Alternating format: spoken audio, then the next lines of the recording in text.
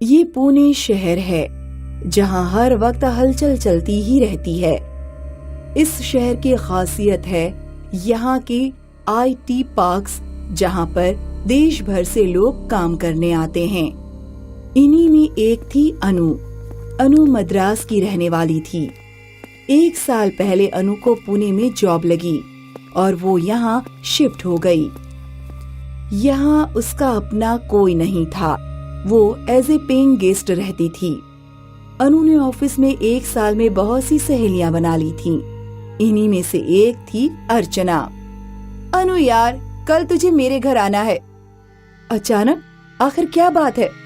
कल मेरा बर्थडे है और मैंने अपने खास दोस्तों के लिए पार्टी रखी है। ओह, पार्टी, मजा आएगा, मैं जरूर आऊंगी। गुड, कल शाम 5 बजे मैं तुझे एड्रेस टेक्स्ट कर दूंगी। Okay, cool. अगले दिन अनु ऑफिस से लगभग 6 बजे निकली और ऑटो पकड़कर अर्चना के घर आई। Happy birthday. Thank you dear. Anu ने अर्चना को गिफ्ट दिया और वो भी पार्टी में शामिल हो गई। अर्चना के घर पे उसके कुछ फ्रेंड्स ऑलरेडी थे जो म्यूजिक पे डांस कर रहे थे, कुछ ड्रिंक्स पी रहे थे। अनु भी उन्हीं में शामिल हो गई।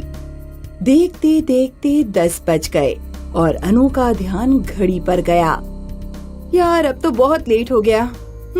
मुझे निकलना चाहिए। अनु ने अर्चना को बाय बोला, उसे वापस बर्थडे विश किया और वहाँ से निकल गई। अनु को अर्चना के घर के बाहर ऑटो नहीं दिखा तो वो थोड़ी दूर चलने लगी और एक पेड़ के नीचे रुक गई। अब यहीं इंतजार करती हूँ, ऑटो आ जाएगा। उस पेड़ के नीचे खड़े रहकर अनु को अजीब लग रहा था, जैसे वहाँ कोई उसे घूर रहा हो। अनु यहाँ वहाँ देखने लगी, लेकिन कोई नहीं था। फिर एक ऑटो रुका। कहाँ जाना है मैडम? Greenland states. बैठिए। अनु ऑटो में बैठ गई। तभी उसे ऐसा लगा कि कोई उसे घूर रहा हो। वो डर गई। उसे ऐसा लगने लगा कि कोई उसके बगल में बैठा है। अनु रिक्शा के रियर व्यू मिरर में देखने लगी। उसे कोई नहीं दिखा। शायद मेरा वहम हो। लेकिन फिर अनु को ऐसा लगने लगा कि अब भी कोई उसे घूर रहा है। अनु आगे पीछे सब जगह देखने लगी, पर उसे कोई नहीं दिखा। वो रास्ते भर डरती रही। मैडम, आपका ग्रीनलैंड स्टेट आ गया। अनु ने उस ऑटो वाले को पैसे दिए और तुरंत अपने बिल्डिंग में भाग गई। मैडम, छुट्टी तो ले लीजिए। अनु ने उसकी नहीं सुनी। अनु घर गई, चाबी से दरवाजा खोला और तुरंत दरवाजा बंद कर दिया। वो डरी हुई थी। तभी अंदर से उसकी रूममेट साधना आई। क्या हुआ? मेरा कोई पीछा कर रहा है। कौन? कोई गुंडा है क्या? नहीं, कुछ अजीब है। तब से मुझे ऐसा लग रहा है कोई मुझे घूर रहा है। कोई मेरे साथ ऑटो में था, लेकिन असल में वहाँ कोई नहीं था। मुझे बहुत अजीब लग रहा है। अरे, तू पार्टी में गई थी ना? हाँ, तभी ये सब हो रहा है। तूने ज्यादा ड्रिंक्स पी ली होगी। थोड़ा आराम कर ले, सब ठीक हो जाएगा। पर चल, मैं सोने जा रही हूँ, सुबह जल्दी मेरी मीटिंग है। ठीक है। साधना अपने रूम में चली गई और अनु वहाँ अकेले डरती रही। डर डर कर अनु अपने रूम में गई। वहाँ भी उसे कुछ अजीब लग रहा था। उसे समझ नहीं आ रहा था। शायद साधना सही बोल रही हो, मैंने ज्यादा ड्रिंक्स पी ली है। और अनु अपने बिस्तर पर लेट गई। काफी वक्त तक उसे नींद नहीं आ रही थी। फिर एकाएक उसकी आंख लग गई।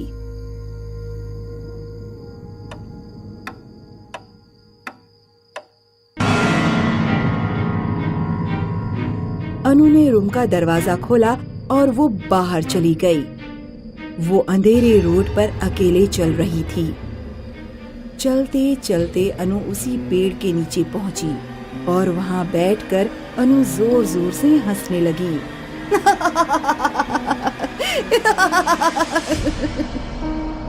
और फिर कुछ देर बाद अनु बेहोश हो गई। सुबह एक न्यूज़पेपर वाले ने अनु को जगाया। मैं यहाँ कैसे आई? मैं तो अपने घर में थी। अनु को समझ नहीं आ रहा था कि उसके साथ क्या हुआ। वो चलते चलते अपने घर गई। अनु ने बेल बजाई। तू कब बाहर गई? यही तो मुझे समझ में नहीं आ रहा। बैठ और आराम से समझा क्या हुआ। अनु ने साधना को बताया कि कल जिस पेड़ के पास उसे अजीब लग रहा था वो उसी पेड़ के नीचे बेहोश पड़ी थी। मुझे तो ये कोई भूत का चक्कर लग रहा है। देख, अब तो मुझे डरा मत, मैं पहले से ही बहुत परेशान हूँ। मेरी बात सुन और तू पहाड़ी वाले मंदिर चली जा। सुना है उस मंदिर में भूत पैर भी नहीं रखते। यार समझ में नहीं आ रहा क्या करूं। वैसे मंदिर जाने में हर्ज ही क्या है? क्यों जाऊं मैं मंदिर? तुझे जाना है तो तू जा। अरे अनु, तू ऐसे क्यों बोल रही है? मैं ऐसे ही बोलूंगी। तुझे मंदिर जाने का शौक है तो तू जा। अनु नहीं जाएगी। साधना को समझ आ गया कि अनु के साथ कुछ तो गड़बड़ है, पर वो चुपचाप अपने रूम में गई और तैयार होकर जॉब पर चली गई। अनु अब अकेले घर पर थी। वो जोर जोर से हंस रही थी, कभी आईने में देखकर रो रही थी, कभी वो गुस्सा करती तो कभी मुस्कुराती। शाम को साधना घर लौटी तो अनु अभी भी उसी ड्रेस में थी। क्या है ये? तू अब तक इसी ड्रेस में है? आज जॉब पर नहीं गई क्या? एक दिन जॉब पर नहीं जाऊंगी तो क्या मर जाऊंगी? पर तूने ही बताया था ना कि आज तेरे फॉरेन डेलीगेट्स आने वाले हैं। हाँ तो कुछ नहीं, तेरी मर्जी, मत जा। साधना को लगा जैसे अनु को बात करने का कोई शौक नहीं है, इसीलिए वो अपना काम करने में लग गई। साधना किचन में गई और खाना पकाने लगी। अनु, डिनर में क्या खाओगी? चिकन। लेकिन तुम्हें तो चिकन पसंद नहीं ना? अब पसंद है। अजीब बात है। ठीक है, थोड़ी देर में रेडी हो जाएगा। जैसे ही खाना रेडी हुआ और साधना ने खाना सर्व किया, अनु तुरंत डाइनिंग टेबल पर आ गई और वो चिकन के पीसेस खाने लगी। आराम से अटक जाएगा। बहुत सालों बाद मेरा मनपसंद चिकन मिला है। अनु चिकन के पीसेस खाती रही और साधना उसे देखती रही। अनु ने सारे पीसेस खा लिए और वो अपने कमरे में चली गई। पता नहीं इस लड़की को क्या हुआ है। रात को दोनों अपने अपने कमरे में सो रहे थे कि अचानक साधना को हंसने की आवाज आई। साधना उठी और अनु के कमरे की ओर चलने लगी। जब वो अनु के कमरे के पास पहुंची तो उसकी आंखें फटी की फटी रह गई।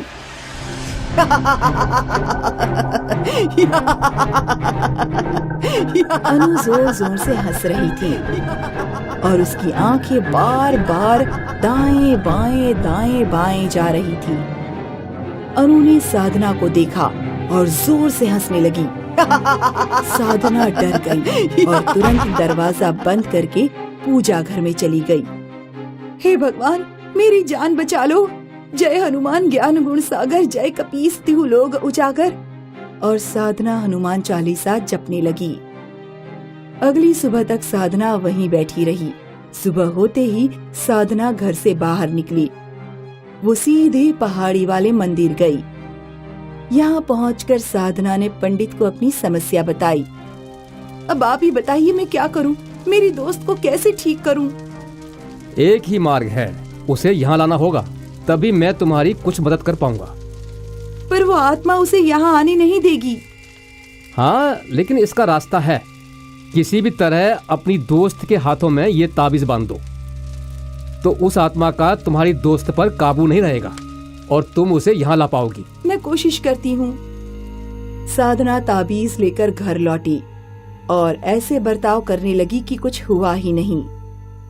अनु, आज मैं 2 किलो चिकन लाई हूँ, तुम पेट भर के खाना, तुम्हें बहुत पसंद है ना? हाँ ठीक है, मैं बनाती हूँ चिकन, आज बिरयानी खाएंगे। साधना ने बिरयानी पकाई और अनु को आवाज लगाई। अनु तुरंत वहाँ आ गई। आज तुम्हें चिकन कम नहीं पड़ेगा। जैसे ही अनु चिकन खाने लग गई, साधना ने पीछे से उसके गले में वो ताबीज डाल दी। अनु छटपटाई, फिर शांत हो गई। मैंने तुम्हें कहा था ना, मुझे चिकन पसंद नहीं है, फिर भी तुम चिकन बनाती हो। अब चलो मेरे साथ जल्दी। कहाँ ले जा रही हो मुझे? बस चलो।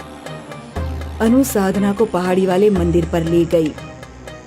वहाँ पंडित ने अनु की शुद्धिकरण पूजा की और एक रक्षा कवच अनु के हाथों में बांध दिया। बेटी, इसे अगले 40 दिन तक मत उतारना।